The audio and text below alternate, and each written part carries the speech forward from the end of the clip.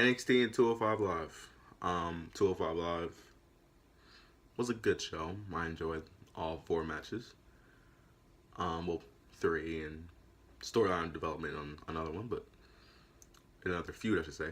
Um, and then we have NXT matches that I've already known the results for about 3 weeks. And a match that we've seen already. I don't know why they're showing this again, but whatever. Um, let's get into it. Life is glorious, man. Glorious. No, I won't give in. I won't give in till I'm victorious. And I will defend. I will defend. All right. Start with 205 Live because show came first. Why?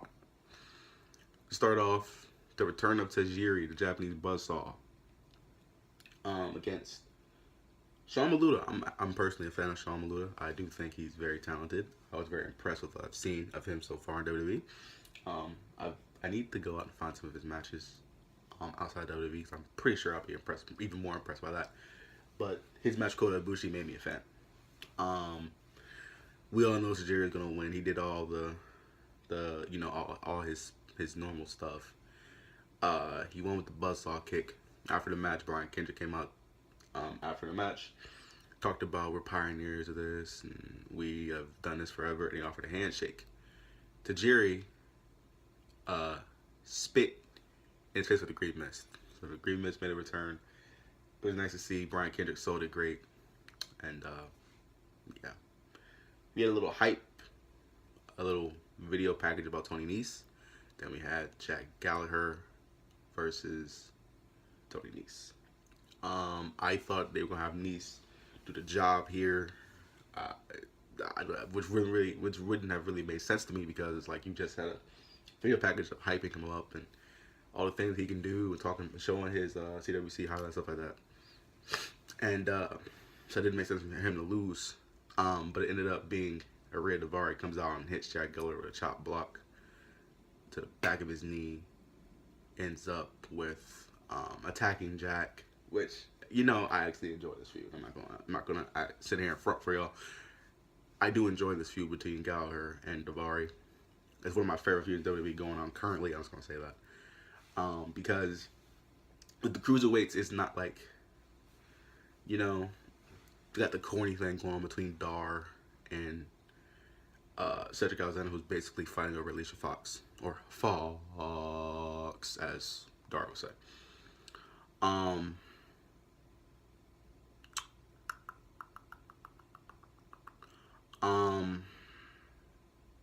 Then you got Neville's fight with every cruiserweight, every face cruiserweight, I should say. I just enjoy Jack Gallagher versus Daivari more. Seems like it's more like hatred between the two. It's more of a, I enjoy it more. Yeah, so that advanced that story a little bit. Daivari attacked Gallagher during this match. Gallagher wins by DQ. Mustafa Ali pinned Noam Dar with the inverted 450. I enjoyed that match very much. If you have about 10 minutes, not doing anything throughout the day, I suggest go watch this match on the network. I enjoyed it very much. It was a good match. After the match, Dar says that Cedric doesn't want Alicia ringside, but Noam welcomes her. So, or with the whole creepy thing between Dar and Alicia and Cedric, but whatever. Somewhere in between that, we had a video package for Akira Tozawa. Can't wait for him to make his for him to be in 205 Live. Cannot wait for that. Then we have the main event was Neville versus TJ Perkins. I'm enjoying heel Neville. I don't enjoy TJ Perkins at all. I think he was better during the CWC when he was more of a edgier type of character, not this corny video game shit. It gets on my nerves. I do think that they need to find Neville another finisher. They don't want him doing a red arrow because it's obviously a big move and it's a big spot and the crowd pops. And they don't want the crowd popping for a heel. I get they want the slow, mat-based, methodical style. Lots of bridging German suplex, a lot of hard-hitting moves. Not really lots of high flying stuff that he normally would do. But I don't like the superplex. You know, I feel like that's a kind of a little too basic for Neville. Um, I just feel like he has a lot more things that um, he can do other than that move. He's a very talented professional wrestler. He's one of the he's one of the best wrestlers in the world. I'll just say that he's a top wrestler in the world. Um, I don't know. Um, maybe the German could be his finisher rather than a superplex. I don't really like a superplex. You know, as a finisher, the bridging German suplex I would be okay with, but not superplex. Um, Neville going on a tear through the whole cruiserweight division. They needed his hurry. I guess they're gonna wait till the Royal Rumble to put the belt on him, which it would make sense to put the belt on him because of him doing all this work and then loses to Rich Swann. I was pretty upset. He took Rich Swann out. Rich Swann was not on any type of WWE programming this week. That's how Belshaw is selling the beatdown Neville gave him. If he doesn't win the belt, it doesn't make any sense. The whole thing is ridiculous. But that was 205 Live. Let's get into NXT. NXT started with the Revival versus Riddick Moss and Tino Sabbatelli. The Revival wins with Shadow Machine. Revival over as fuck in, where are they? Australia. Yeah. It was, okay match. I'm not really big fans of Riddick Moss, Tino Sabbatelli. I'm glad Sabbatelli is actually on NXT now, though, because anybody that's watched Breaking Ground seen the struggle he went through to get there. So I'm happy for him. Next, we had Ty Dillinger, Buddy Murphy versus Elias Sampson and Bobby Roode. Bobby Roode's over as fuck everywhere. Ty Dillinger's over as fuck everywhere. Buddy Murphy got the hometown pop. Elias Sampson has heat. I don't know if it's good heat or bad heat, but I guess any type of heat is good heat for if you're a heel. But it is. I gravitate more towards the heel teams, unless like there's an emotional attachment between this is like a Sami Zayn type of heel, type of face, I should say. I don't really gravitate towards them. Like a Dean Ambrose type heel, I don't like that. You know, I'm more I more like the bad guys, unless it's like a feel good story that I can gravitate towards. But I love heels. I hate Elias Sampson. He gets on my fucking nerves. I guess that's the point. I guess Dillinger, Buddy Murphy win tiebreaker. You know, I'm still waiting for Ty Dillinger to get called up.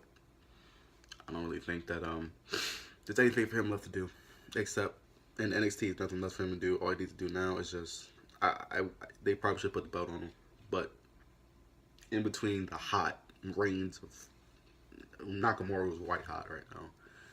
Joe, that little storyline's not really not really a place for him at this moment in the top of the card. Now Bobby Roode, who's white hot, he's getting pushed there. It's not really room for Ty Dillinger. Unless they want to wait until after the whole Nakamura and Roode thing is finished and then put him there. But I feel like he should just get called up, be number 10 in the Rumble, get that pop, put him on SmackDown Live, have him, maybe go after the U.S. belt or something, or go to Raw, get the Intercontinental belt, something. But he needs to be on the main roster. I feel like he should have been on the main roster for a while, but we'll see. Next, we had Amber Moon versus Billie Kay versus Liv Morgan. Liv Morgan's music sucks. Every time I make a video, somebody calls me. What the fuck? Anyway, I don't like Liv Morgan's music. It bothers me. It's so terrible. I wish they would change it. She's been doing a lot of Raw live event stuff. I don't know if she can call it up or not. It's weird. It's a weird thing where they do a live event but they don't go on TV. I don't know. We'll see. Billie Kay is she's Aussie. She's an Aussie, so She got a good reaction. Ember Moon, talented as fuck, over as fuck everywhere. Ember Moon won, following the Eclipse. Um, Decent match. Not Billy Kay was starting to get annoyed at the crowd for cheering her. So crazy, but other than that, not much really noteworthy besides the Eclipse being a fucking beautiful move.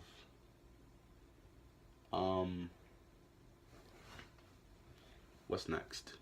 DIY defeated TM61 with the knee and super kick combo. To me, TM61 is missing something. They have the ring ability, they have the in ring part down. It's just something with their character is just not there for me. Like they're not giving me, good wrestling. Maybe because I don't know I didn't really know them before they came to NXT. Maybe that might be what it is. I don't know. But it's just something off about them. I just can't put my finger on it why I don't like them as much as I should. They're very talented. I'm not saying they're not talented, but there's something with that character is missing. But DIY won after the match. DIY left the ring. TM61. TM61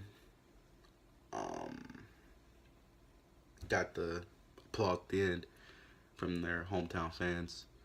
DIY came back down to the ring, shook their hands, raised their hands up, and yeah, that was how that match ended. Next, we had a match that I'm gonna be honest, I didn't watch again. Nakamura versus Joe in a steel cage. Nakamura won, retained his belt. He hit 3 Kinshasa at the end of the match. I feel like I've reviewed this before. I actually have reviewed this before. In previous NXT reviews, I've said the same thing. I do not understand why they put this match on NXT again. I just don't get it. They could have ended it with DIY versus TM61. They could have ended with that. They could have made this an hour show, so those 4 matches. But for some reason, they wanted to add the Nakamura match and stretch the episode out to 2 hours. Like, I could Nakamura Joe match stretch out to 2 hours. I don't understand that. I don't make decisions. I just review them. So, that was how NXT ended. Next week we have Asuka in action, and Revival versus DIY. And so I'm guessing those are happening at the tapings tonight. I'm pretty sure DIY is going to retain, and the Revival is probably going to get called up, which they probably should have already been called up. But I don't know. We'll see about that. Maybe not. Maybe DIY loses and they get called up. They go into the cruiserweight division, which I'm pretty sure they were listed as being members of. I don't know, but I think at this point, if you call them up, they'll be kind of bigger than the cruiserweight division, other than like Neville, because Neville's been on main roster TV for a while. So I feel like if you call DIY up now, it would be like kind of like you kind of have to put them in a tag team division, because there'd be another team to add to Monday Night Raw. I guess it would be, so that's where the cruiserweights are. Because I'm pretty sure they were listed as members of the cruiserweight division, but I just don't see them as being. You split them up and then make them, just in the cruiserweight division. Like I wouldn't like that. I would rather them continue to be a tag team and go after those Raw Tag Team Championships if I was to call up DIY, because I don't know. The situation with these two teams are weird, because the Revival was so good that they should be on main roster TV, and DIY has already been said they're going to be on main roster TV because they were listed as members of the Cruiserweight division. That was going to be on Monday Night Raw when they were hyping it up. But yet both teams are still in NXT, so I don't know. Maybe DIY retains and then they lose the belts to the Authors of Pain, and they go up to the main roster too. I don't know, but that's the NXT portion. 205 Live that was done earlier in the video. That is your 2 WWE Network shows reviewed. I'm so tired of staying up for watching Wrestle Kingdom 11. Still not recovered from only getting like 3 hours of sleep after watching that. But yeah, that's it. I'll catch you guys next time. Like, comment, subscribe on all the videos. Thanks for the support. the Wrestle Kingdom 11 video is on pace to be one of our highest, probably our highest viewed review or any type of video. So we greatly appreciate that. That's it. Make sure to follow us on Twitter at Internet Smarks1 for all news, rumors, and updates for everything WWE, as well as live tweets for all WWE programming.